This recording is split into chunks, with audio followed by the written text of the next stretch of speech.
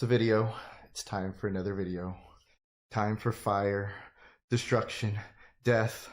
No audio. Why is there no audio? Why is it just my voice? Oh my gosh, what happened to the audio? Don't worry. There's audio. There's also giant fireballs. That's why you came here, right? That's why you play Pyromancer. That's why you play fireballs in Elden Ring. Pyroman, fireballs, and destruction. No. We're here to talk about fire. I've wanted to do elemental videos, so sit back as usual. Mute me and just enjoy the clips or play some music in the background. But we're going to talk about fire. With all things said, I really think status is in a good place. I think elements are in a good place, and physical is always going to be, I think, good, if not the best. But right now, my opinion is I think elemental is the strongest in PvP, especially for invasions. And there's a lot of analysis, a lot of details to talk about there. And so I wanted to make some videos dedicated with just like, here's some generic fireman gameplay. You know, this is a build I've played before, not on video, but just really early build where I saw the Pyromancer skills and I was just like, dude, Pyromancer's got to be the most fun to play for PvP this time around. And it kind of is. It's been a while since I played a Pyro, and I've just been reminded, like, damn, I got to get back on that. So, you enjoy the clips, but this is just a generic build. I'm not going to show, like, the skills and everything.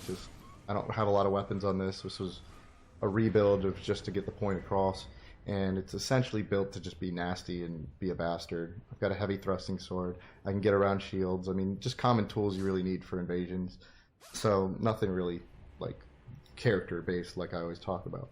So on the subject of fire, if I had to rank the four elements as they stand, I think elemental is the strongest play for a lot of reasons. But if I had to rank them in some stupid garbage, opinionated tier list, I think holy is number 4, and I think fire is number 3. I think magic is number 2, and I am super biased, and I think electric, lightning, damage, or elemental type is the best. So real quick breakdown what I mean by that. It's not that it's the weapon element affinity I'm just talking about. I'm talking about everything that does that type of elemental damage. If you were to consider these typings, these 4 damage types, holy, fire, magic, and lightning, fire's number 3. And it really shouldn't be, but we're going to get into that. We'll at least talk about what fire's got going on for it. So like any element, first off, you usually have an Ash of War that lets you get a 40-second buff. They've been increased to 40 seconds. They add 90 flat, whatever element that is. And so the reason that's super powerful is it's another thing you can add to really hone in on an element for this melee damage that makes it extremely dangerous. That we're sitting here at, I think, level 137. People have, if they don't want to invest in HP, that's not my problem. But even if they have the max HP, it's going to take maybe 3 hits on this heavy thrusting sword and really just destroy them if you're paying attention. We can go even further with Flame Grant Me Strength, like you see here. But we have several buffs, right? Any element can have an Ash of War that adds flat damage to a weapon. And then we have the Fire Scorpion, 8% in PvP to that element. The Fire Flask, 3 minutes of 15%, right? And then I've talked enough about stacking. I love Flame Tornado, by the way. Oh my gosh. Anti-ganking weapon, amazing. So even disconnects people. That's how powerful it is. But yeah, so any element can really stack things. Now fire's got an advantage where you get Flame Grant Me Strength, which there's no pure fire element weapon. There's very few pure element weapons in general. I think holy has the only 2, so it has a monopoly on that. So fire's advantage is that you get Flame Grant Me Strength. Now this boosts your fire and your physical, which you're always going to have on your weapon. So you get a huge benefit to that. Non-fire builds get the benefit of just increased, physical damage, right? But a fire build will always get double benefit because you get increased fire, increased physical damage. So your spells are getting stronger, your melee is getting stronger, what have you, right? Your items that use fire. Any fire you do is getting an additional buff, and this is stacking with the other buffs we talked about. So right there, fire's got a pretty good advantage on it, just general use and for its own sake. Then fire has obviously the affinity and the weapon buff, but it has the Ash of Wars, right? There's basically only 3, if I have these correctly. Maybe I'm missing one somehow. So it doesn't seem like there's a huge variety in Ash of War, but they're all really freaking good. We all know Flame of the Red Mains is really good, but in PvP it's actually quite the pyromancy spell, if you think of it that way. It's not something you just throw out all the time, but if you can really catch people off with like the right kind of, I guess, distance or whatever, and then the damage is fantastic. So I put it on the Qatar on this character of all things. It's just something fun I like having on a Qatar. It's a good juxtaposition, I guess. But Flaming Strike, we all know how good that is, plus it gives you a buff. I argue the buff is the more important part of that attack, now that Flaming Strike's kind of been put back into line. I wouldn't say nerfed, but just kind of regulated. But Flaming Strike is obviously stupid strong and just cool as hell. And then finally, Flame Tornado. Flame Tornado is just disgusting. You need to put it on your build if you're running fire, especially if you're doing what I'm doing, focusing on an element. If you're running fire, you need to have this in invasions. It's a gank destroyer. It'll even catch people 1v1s. It's just disgustingly good. So I put it on a Scythe in this build because that helps me just deal with some retard hiding behind a stone brick while also being able to, stop the gank. They'll pile on you and just kill. But absurdly strong Ash of Wars, not a huge variety, and yet all 3 are really good. So what about incantations, like actual magic you cast from a seal or a sorcery or whatever staff? Well, thankfully, you only need to invest in faith, right? And so if you're going down the faith route, or the strength faith route, which is another thing to talk about, but you have a good variety of spells. We all know Catch Flame's really freaking good. Just good at, slapping people with this high damaging fire move. And again, it doesn't get the benefit from the seal, so use it on whatever seal that has the highest damage you can get on it. But it's obviously really freaking good. You don't even need to put it on a fire build.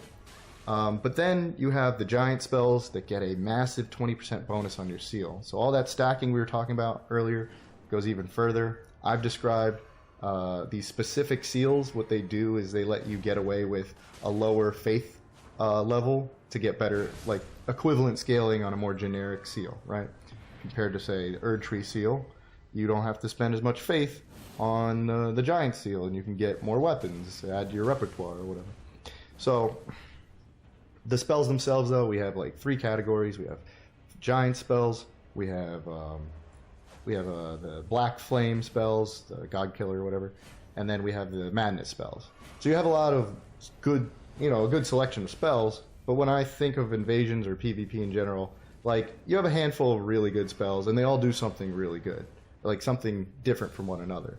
I don't use it on this guy, but the O Flame, like the bigger combustion spell, bigger than Catch Flame, right? That can chain a lot of combos if you know what you're doing.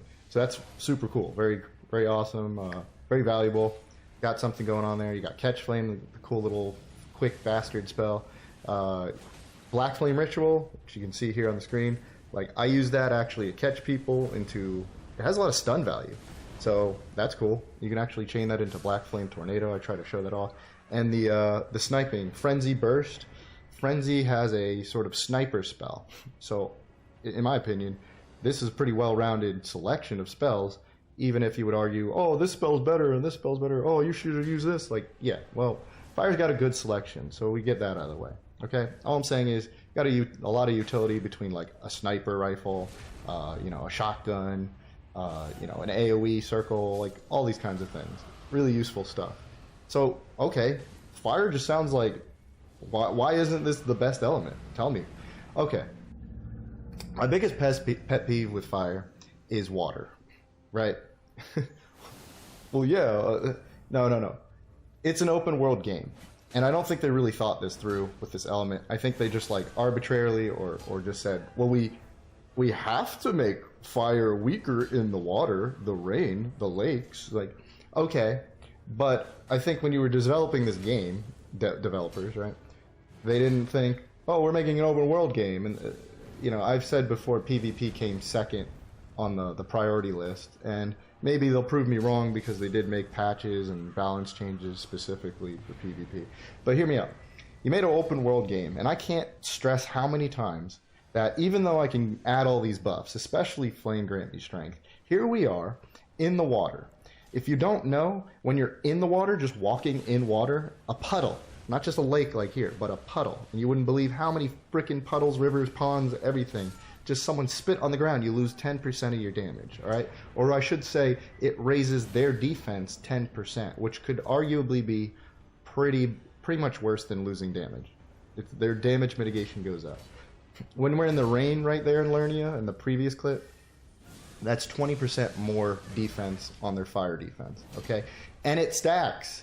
And just by rolling in the lake, if there was no rain, if you rolled in the puddle, the lake, the water, as far as I remember the details, you actually get that 20% rain buff as well. So that's a 30% buff, because it stacks, right, to your fire defenses. Now, if you don't know, on average in PvP, fire defenses, it's one of the highest, if not the highest, elemental damage defense that you're going to find on average from players, right? And I think if you invest in Faith or one of the spell type stats, you also get innate fire defenses anyway, which is why it's just going to result in a higher defense for most players you come across. Even though I can get really good damage, you're seeing it. I have a variety of tools and spells. Like, fire strengths is that it's got a lot going for it. But this one big stupid weakness is that defenses was already kind of just higher than normal, or at least average. That, like, what benefit do I really get compared to, say, even physical or other elements, right?